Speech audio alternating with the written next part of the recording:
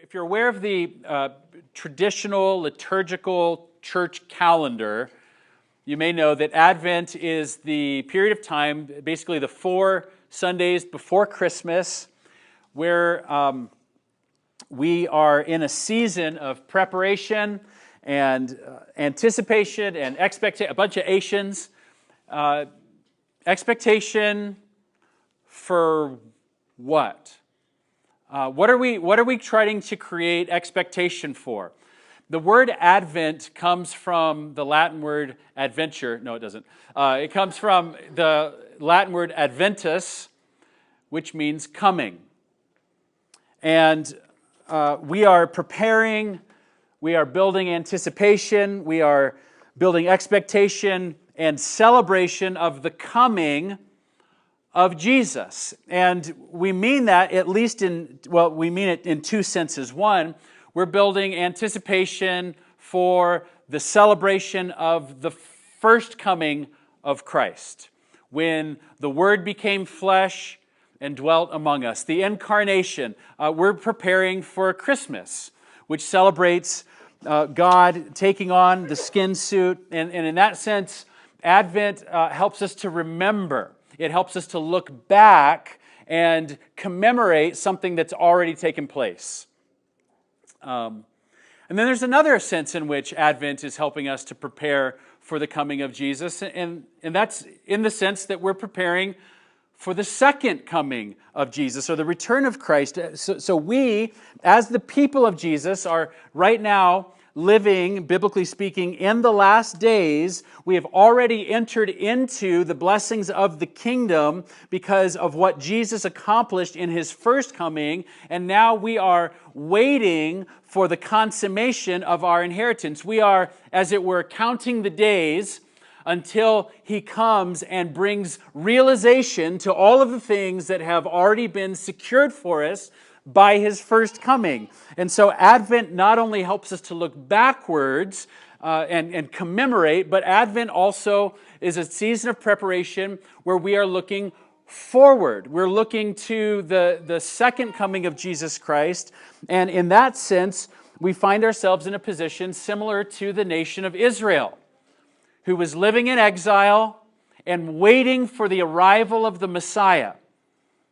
And that's why we, in the Christmas season, sing songs like, O come, Emmanuel, and ransom captive Israel. Wait, why are we singing a song asking God to come and rescue Israel? We're not Israelites in the wilderness. Well, in some sense, we share in that kind of experience where we are waiting for the arrival of the Messiah. Rescue, ransom captive Israel, who mourns in lonely exile here until the Son of God appears. Rejoice, rejoice. Emmanuel shall come to you, O Israel. So Advent is a time of looking backwards, and it's a time of looking forwards. And that's what we're going to do. For the next 4 weeks, we're going to look back, and we're going to look forward together each Sunday. And each Sunday, what we're going to do is we're going to take a theme, and then we're going to look back and see how the first coming of Christ relates to that theme. And then we're going to take that same thing and look forward and see how the second coming of Christ relates to that theme. We're going to take the 4 themes, one a week, that are traditionally associated with Advent: hope, love, peace, and joy. Not in that order. Hope, love, peace, and joy. Tonight we're going to talk about hope, and we're going to look back at what Jesus did in His first coming with regards to hope. And then we're going to look forward at what Jesus is going to do in His second coming and how that relates to the concept of hope. Okay, so how does the first coming of Jesus relate to hope? And I thought maybe it would be most helpful to start with a definition of hope. What is hope? And the word is used oftentimes I guess you could just think of it as wishful thinking about the future. Like, I hope that Target doesn't run out of Christmas lights before I get a chance to get there. Or I hope that this sermon doesn't go too long tonight. Or I hope that it's not too short. I'm actually hoping it's not too short. I don't have a lot here, but that's not usually how the word is used biblically, because you might notice that this use of hope is filled with uncertainty. Like, I hope the sermon doesn't go too long tonight, but you never know. Right? Like, I'm not sure, but I'd like for it to be, a little condensed, if that's okay. Sometimes the Bible speaks this way, but rarely. Paul says, for example, in 1 Timothy 3, I hope to come to you soon. I'm not sure if I'll be able to, I'm not certain about that, but I hope so. Wishful thinking about the future. But usually in the Bible, hope is not used in that kind of way. In fact, it's used almost in the opposite kind of way, because hope is not filled with uncertainty. Hope is filled with definite certainty about what is to come.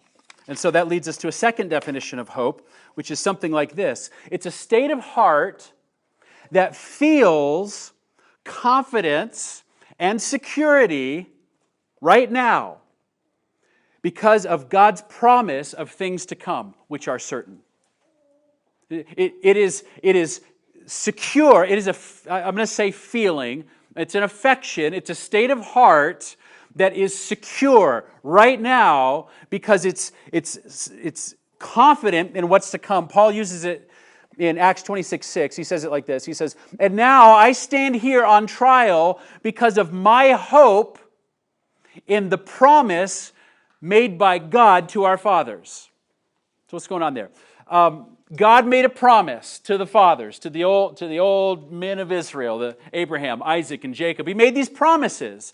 And Paul says, I've listened in on what God said to the fathers, and right now I have hope in what's to come. Because I know God doesn't miss out. I know that God delivers on His promises. And so I'm sure about what's to come. And so I stand here with hope about what's to come, a sense of certainty, a sense of emotional security about the future. And just to elaborate on it a little bit, I want to point out that hope is future-oriented.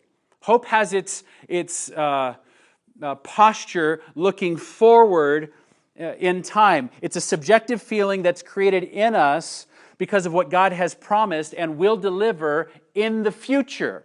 If it's already here, what you have is not hope.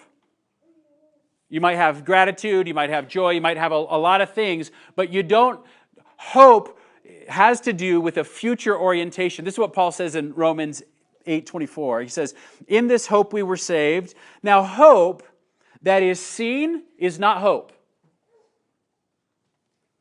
For who hopes for what he sees?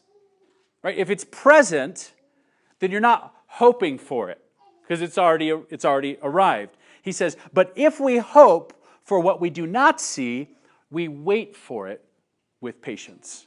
Okay, so hope is in a state of waiting but certain about what's to come. Does that make sense? There's a third sense in which the word hope is used in the Bible, and it's very closely related to this second sense, this subjective feeling. Hope is not only referring to this confident feeling that we have about the future, but sometimes hope is the word that we use for the object that gives us the feeling. So we say things like, God is our hope. And what we mean by that is that He is the one that creates in us the sense of security, and He is the one who will bring about what is being looked forward to. Jeremiah 17:13, "O Lord, the hope of Israel, all who forsake you shall be put to shame." So here, hope is not a feeling, hope is a person that is being looked to provide something certain for the future, and He is our hope, and I have hope because of Him. Does that make sense?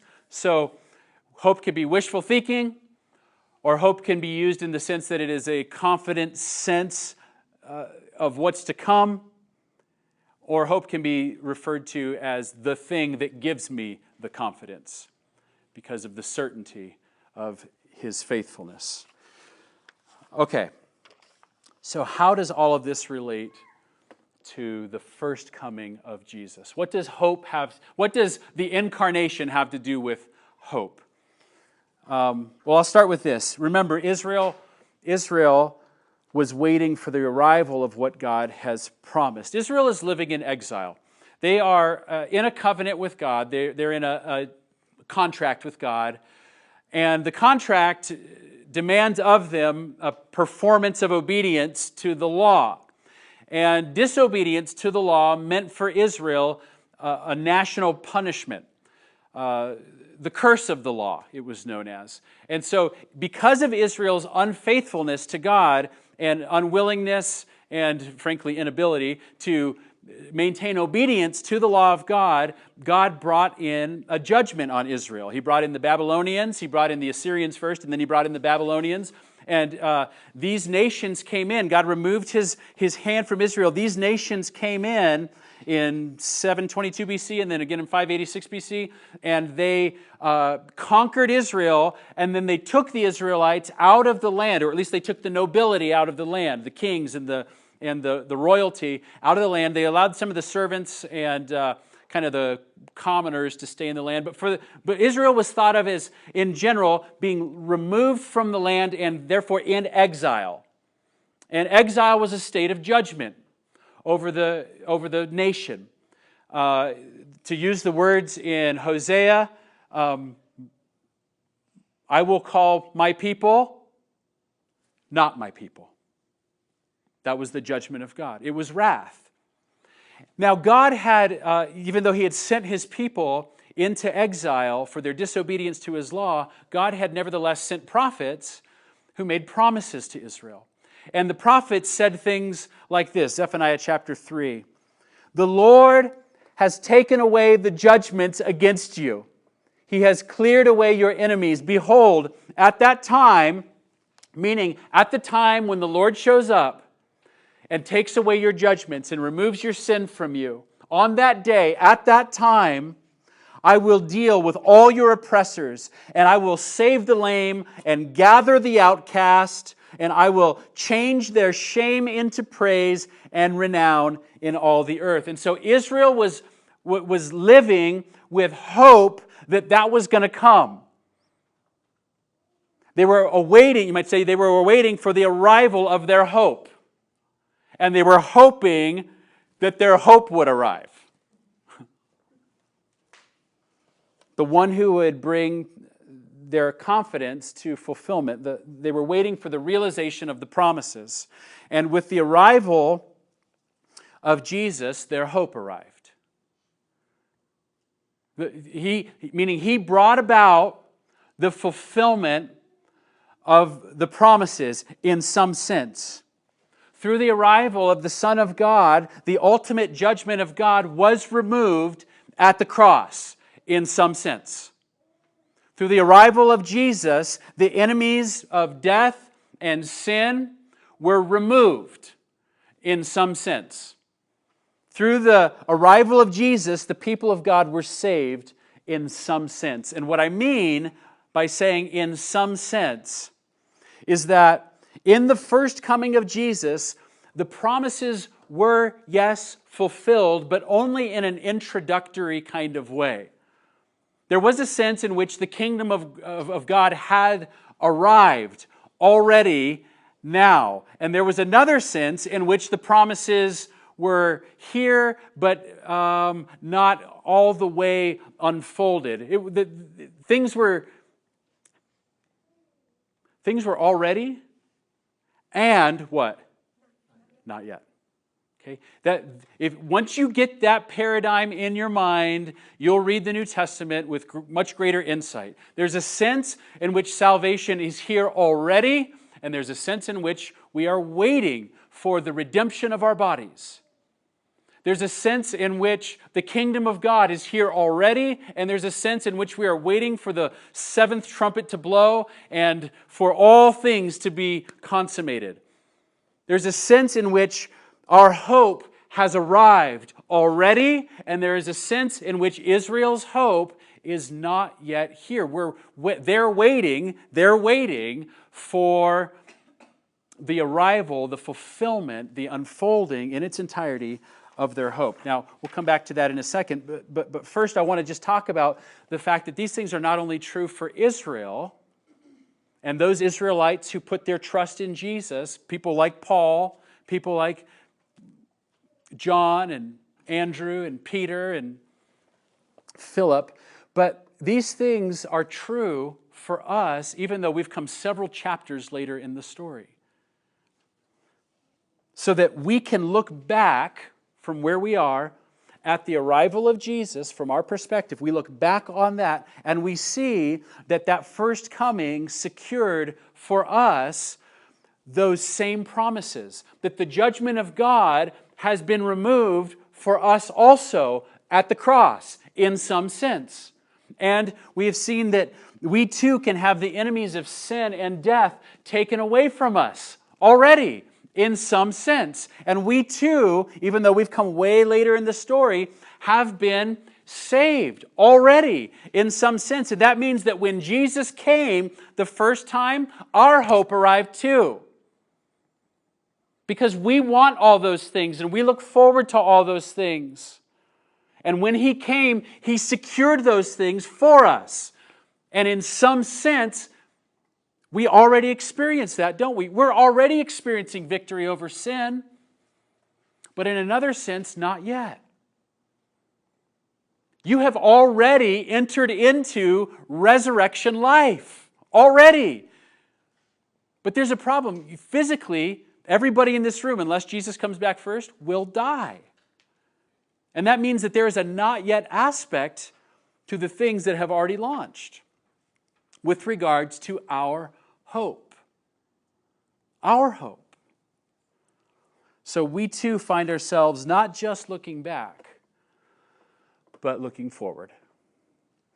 And that brings us to the second half of the discussion. How does the second coming of Jesus, the second advent of Jesus, how does it relate to hope? And actually, I think the connection is pretty clear. The second coming of Jesus is when all the things that were secured by the first coming are realized. The second coming of Jesus is when the first coming purchase is completely unfolded and experienced in its entirety. And right now, we live right in between those two comings. We look back and we look forward. And from here, we look back and we can see the purchase and we can see the accomplishment, and then we look forward and we can see for certain that because of what happened back there, what's coming is secured for us already. It's already guaranteed. And when we are careful, as we wait here in between, when we are careful to look back and to consider the purchase and careful to look forward with certainty that it's to come, what rises up in our hearts? Hope. Hope. That's where we live. We live in a place where hope is possible if we will look back and if we will look forward. Paul says in Romans 5:2, through Him, Jesus, we have also obtained access by faith into this grace in which we stand. That's where we are. Through Jesus, we are standing in a place of grace. We have access to God right now. And he says, and we rejoice in hope of the glory of God. You see, you look back at what He did, and you put your faith in Him, and you stand in grace.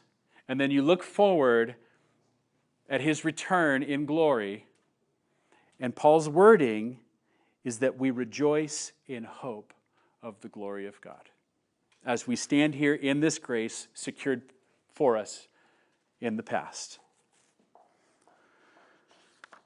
So, hope.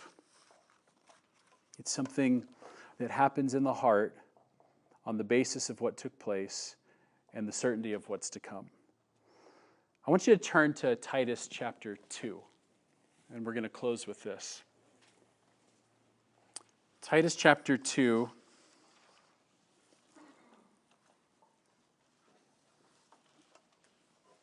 And we're going to look at verses 11, 12, and 13. And I want you to see how Paul breaks up the Christian life into, I don't know if this is technically the right way to say this, but I think you'll see what I mean. Paul breaks up the Christian life into 3 time zones, okay, or 3 time periods. I like time zones better. 3 time zones. Makes it sound all creative. He breaks it up into the first arrival and the second arrival and the time in between, which is where we are. Let's see if we can see those 3, starting in verse 11. For the grace of God has appeared, bringing salvation for all people. What's that referring to? The first coming, right? The first arrival of Jesus. The grace of God appeared, and he brought salvation for all people, verse 12, training us to renounce ungodliness and worldly passions and to live self-controlled, upright, and godly lives in the present age, waiting. Okay? This is the present time. This is where we are. The grace of God appeared, and it's now training us to live self-controlled, upright, and godly lives in the present age as we are now waiting for what? Our blessed hope. There it is. We're waiting for our hope. Here the word's being used in the third sense here. This is the object that gives us the feeling. We are waiting for our blessed hope, the appearing of the glory of our great God and Savior, Jesus Christ. He arrives and secures the future. We wait now in holiness for the arrival of our hope. And I just want to point out that in order to live the Christian life well, it seems to me that you have to be looking backwards and looking forwards. Because here in this time of waiting, look at the kind of life that the past and the future are supposed to be producing in us. It's supposed to be training us to renounce ungodliness and worldly passions so that we can live self-controlled, upright, and godly lives in the present age as we're waiting. But if you're not mindful of the purchase in the past, and if you don't have any hope in the appearing of His glory, I think you are cut off from the power to live this way. And so looking back and looking forward, currently now waiting for our hope, this is the Christian life. We often talk about being centered on Jesus, right? I think it would be appropriate tonight to talk about being surrounded by Jesus, behind us and in front of us. And that we live in need of being mindful of what He's done and what He's going to do. And that in this Advent season, for this, especially this next week, because we're hitting this tonight, I hope that, and that I'm using the word in the wishful thinking kind of way. Here's my hope this week, guys. I don't know if this will happen or not, but I hope it does. My hope is that we will cultivate robust hope.